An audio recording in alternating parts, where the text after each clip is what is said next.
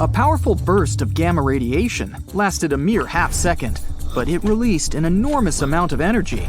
It was more than our sun would produce in 10 billion years. This brief flash lit up the whole sky. Afterward, a much softer and more long-lasting glow replaced it. Astronomers examined the phenomenon with X-ray, radio, optical, and infrared waves. It turned out that people had finally seen a newborn magnetar for the first time ever. It was likely formed after two neutron stars had merged. It resulted in a kilonova, one of the brightest and largest stellar blasts. Its light finally reached our planet on May 22, 2020. Imagine a massive star, at least 5 times the mass of our sun, reaching the end of its life. It might be because it's run out of its nuclear fuel. If it happens, the star starts to cool off. The pressure inside drops, and the gravity starts to squeeze inward. And then, more than 1 million times the mass of our planet collapses within 15 seconds. It happens so fast that an enormous shock wave causes the outer part of the star to blow up. It produces a blinding burst of light. This powerful blast is called a supernova. What's left behind is an incredibly dense core with a huge cloud of hot gas, called a nebula, expanding around it. If the star has been massive enough, more than 10 times the size of the sun, it's likely to turn into a black hole. If not, it turns into a neutron star. It's basically a giant nucleus, the central part of an atom. These stars are mostly made up of neutrons and are rarely larger than 20 miles across. For comparison, our sun is almost 865,000 miles across, which is 109 Earths put side by side.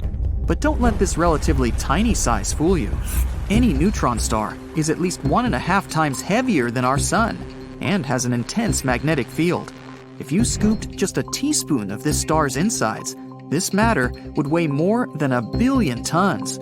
It's so dense that it makes neutron stars some of the most extreme objects people know about. The next stop is the black hole itself. When two neutron stars merge, they most often create a new, much heavier one. Within milliseconds, or even less, this star collapses into a black hole. But the astronomers who examined the flash of light recorded in March think there might be another outcome. They're almost sure they saw something never observed before: the birth of a magnetar. That's a rare form of a neutron star with an ultra-strong magnetic field. It's 1,000 trillion times stronger than our planet's. This field is also so powerful, it heats the star's surface up to 18 million degrees Fahrenheit. To put it simply, magnetars are the most powerful magnets in the universe. Their magnetic fields can seriously mess with the neighborhood. Atoms, unlucky enough to get close to such a star, get stretched into pencil-thin lines. If you somehow found yourself several hundred miles away from a magnetar, it would end badly for you. The magnetic field would first disrupt your bioelectricity. It means that your nerve impulses wouldn't work anymore. Even your molecules would change under the influence of the star's field. In the end, you'd pretty much vanish. If a magnetar flew within 100,000 miles from our planet, it would wipe out all the data on every single credit card in the world. Now, it's been a long time since there was a supernova in the Milky Way. Over 400 years to be precise. So hey, we're long overdue. So here are the most likely stars to go boom, if they haven't already. At the top of the list must be the Southern Hemisphere star Eta Carinae. Greek letters before the name of the constellation indicate the rank of the star's brightness in that constellation. Sir Edmund Halley, in 1677, recorded Eta Carinae as the 7th brightest star in the constellation Carina, Eta being the 7th letter in the Greek alphabet.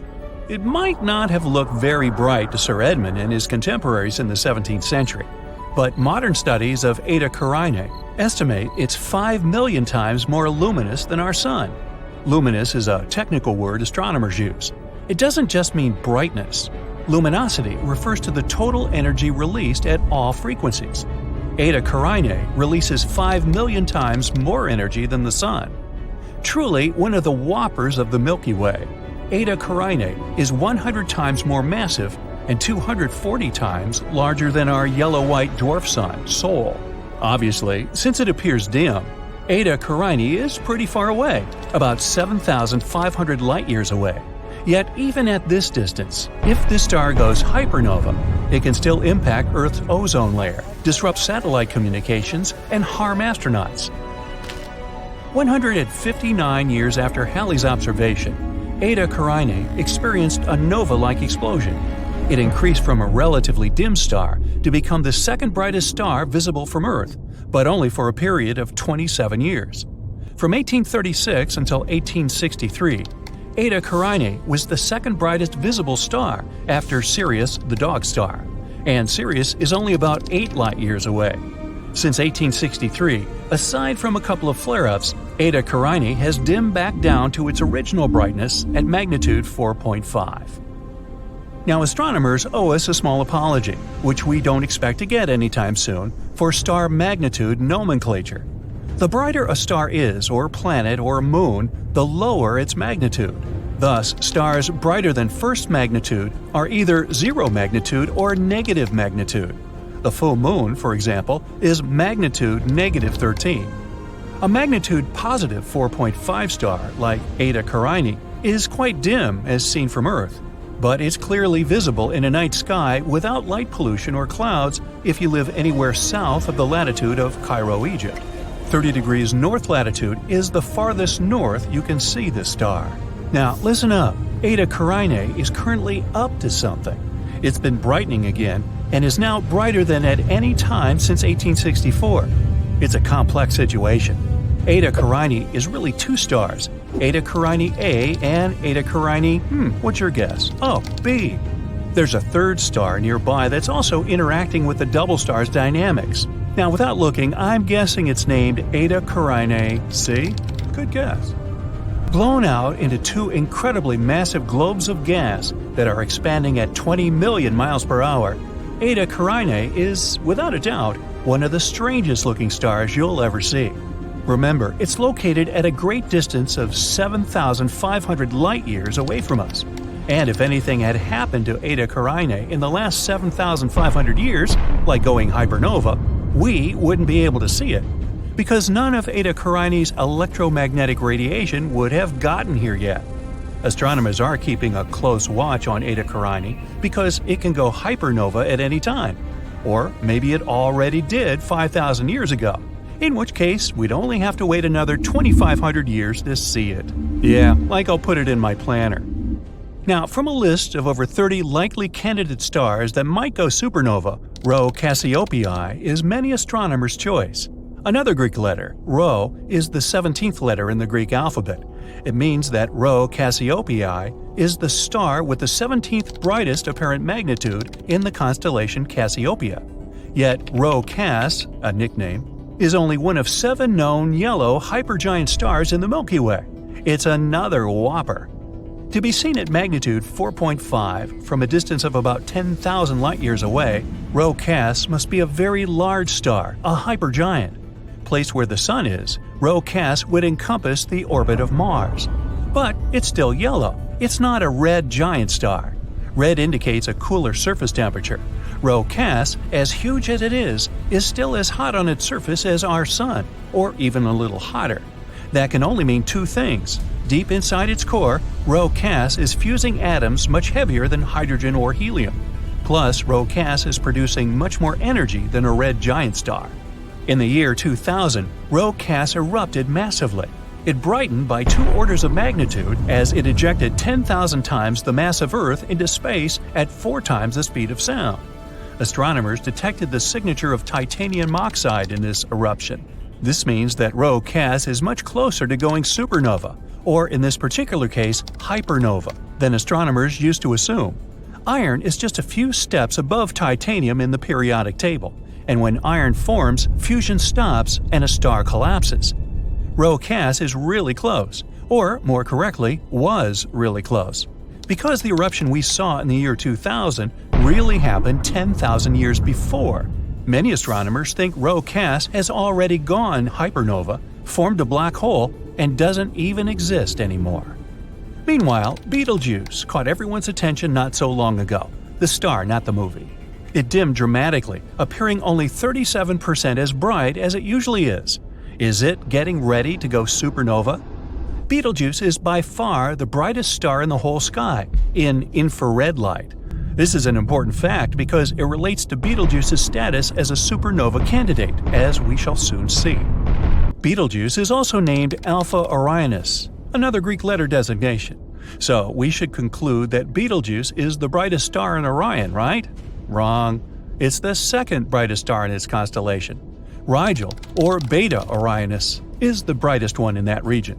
Figure that one out.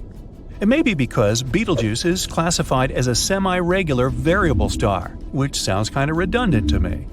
Its approximately 400-day cycle of pulsation changes its brightness by about 1 full magnitude, going from much brighter than a first magnitude star to closer to a second magnitude star.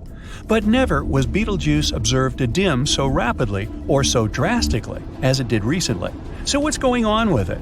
Well, from late 2019 to mid-2020, Betelgeuse went through a period of substantial dimming during a mass ejection event. The world astronomy community jumped on the situation, and in the course of their investigations, they came up with some surprising new factual data on Betelgeuse. First, Betelgeuse is not as far away as we once thought. The new, more accurate distance for Betelgeuse is 548 light-years. That's 25% closer than previously measured. The second new fact, Betelgeuse's diameter has been reduced by the same percentage. The star is now known to be 25% smaller than previously believed. The cause of Betelgeuse's dramatic dimming was also determined. The giant star ejected a cloud of gas that contained magnesium.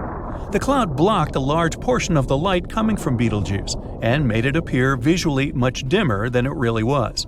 Magnesium is not halfway to iron on the periodic table, which means Betelgeuse is not as far along on the path to a supernova as was suspected previously. When iron starts forming in the star, it means that this star is close to shutting down its fusion reactions. The next step is implosion. We aren't quite there yet with Betelgeuse. This star emits most of its energy as infrared light, and it also indicates that its core is most probably still burning helium, and not something that would greatly increase the amount of heat, like carbon for instance. Betelgeuse will still go supernova, but not for another 100,000 years. So you can cross it off your supernova list for the time being. And as for how to correctly pronounce Betelgeuse, you can say it any way you like. There are as many different pronunciations out there as there are people who think they know how to pronounce it correctly. Now, supernova 1987A caught astronomers off guard when it lit up the large Magellanic Cloud 100,000 plus light-years away from the Milky Way. That's when attention was turned to a similar star much closer to Earth, Rigel, in the constellation of Orion. Could Rigel surprise us and suddenly go supernova? There's something called the supernova problem that you should, probably know about because it may relate to Rigel going supernova or not. It seems that stars over 17 solar masses don't always go supernova. Recently, a red giant star simply vanished. Once again, it didn't go supernova, it disappeared. This had often been happening in computer simulations of supernovae, and now it finally occurred in real life. Rigel's mass is 21 solar masses. In other words, it's 21 times more massive than our Sun. So, will Rigel go supernova or simply vanish into a black hole that it'll create in its core? Astronomers and physicists continue their work of learning more about the dynamics of massive stars, scouring the sky for the next supernova in the Milky Way. Meanwhile, we can rest confident that we on Earth are in no danger from the harmful effects of nearby supernova explosions. We live in a nice, quiet, peaceful, stellar neighborhood, except for those Martians next door. The Brightside channel is happy to announce the first video of a recently discovered secret star map of great antiquity and significance. We are presenting to you Archaeoastronomy. Cleverly hidden in the southern hemisphere stars, this map predates any of the early star maps published by the Dutch or English explorers of the 16th and 17th centuries. Just imagine, this map served as a navigational guide for the early 16th century Spanish Empire's naval expeditions below the equator. It also provided the geographic locations of natural resources in the New World. If anything was top secret back then, this star map indeed rated that designation. When above Earth's equator, sailing vessels use the North Star as their directional guide. Located almost directly above the North Pole, the North Star, Polaris by name, remains the only motionless star in the sky as the Earth spins during the night. Time delay photographs centered on the North Star show star trails of the circumpolar stars, while the North Star remains virtually in the same spot. Above the equator, Polaris is a sure signpost to the north. The height or altitude you see Polaris above water tells you your latitude above the equator.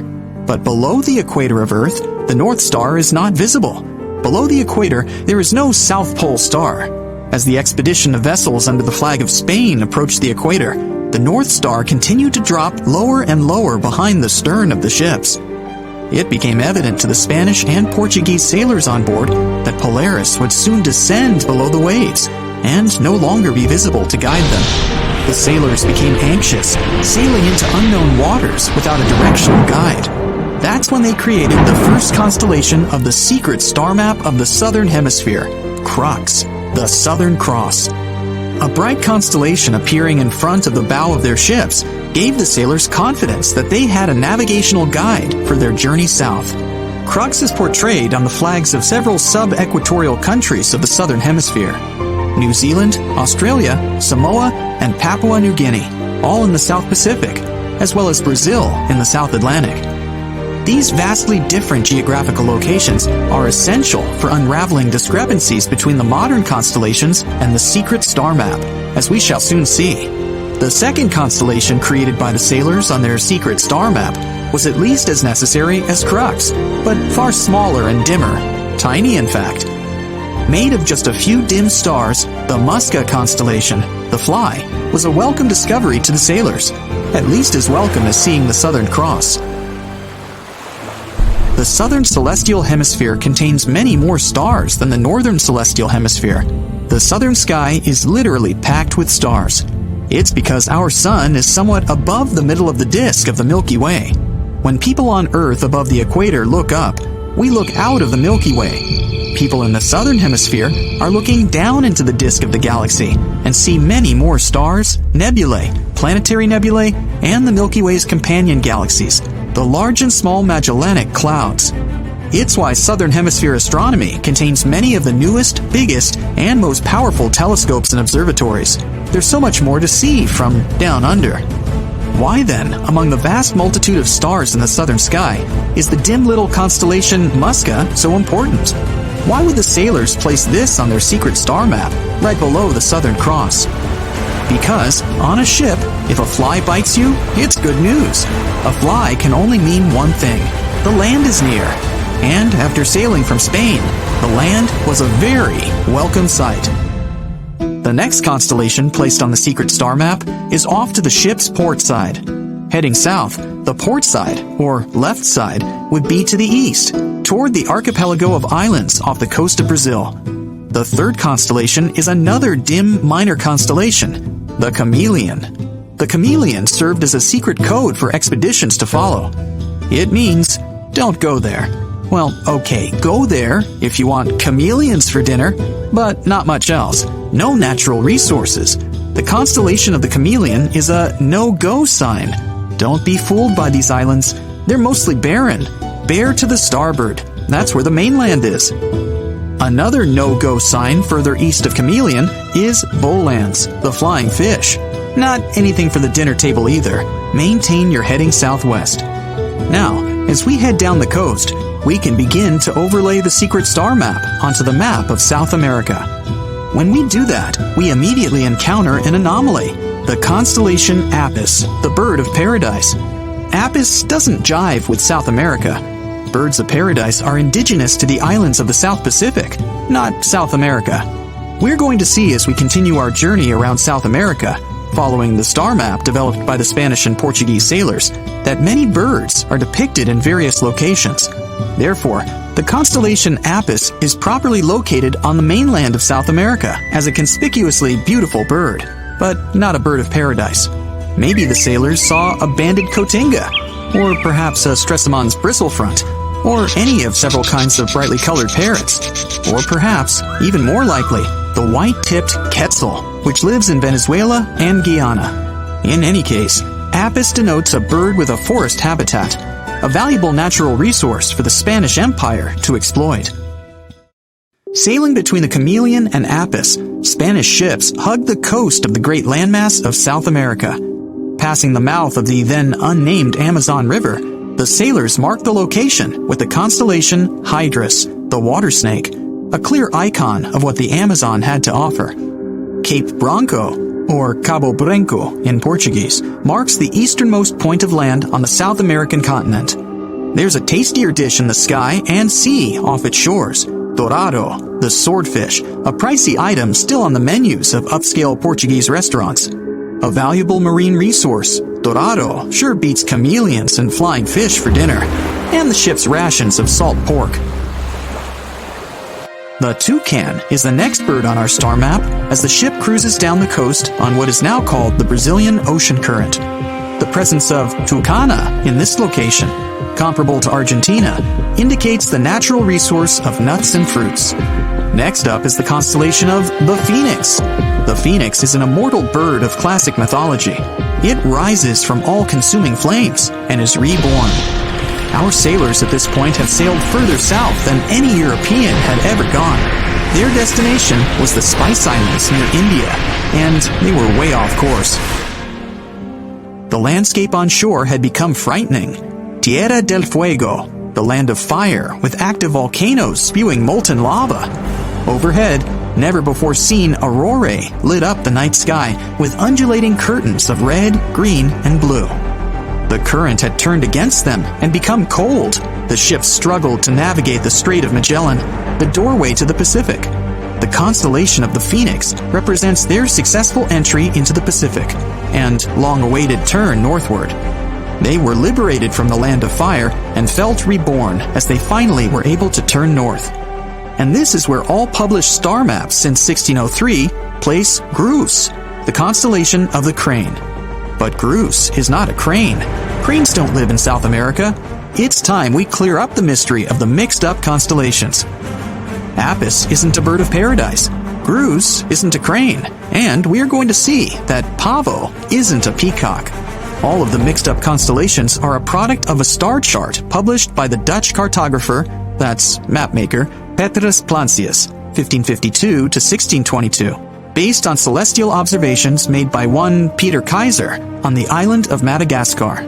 Madagascar was discovered by a Portuguese expedition of 13 ships in 1500 and visited often by Portuguese sailing vessels in subsequent centuries.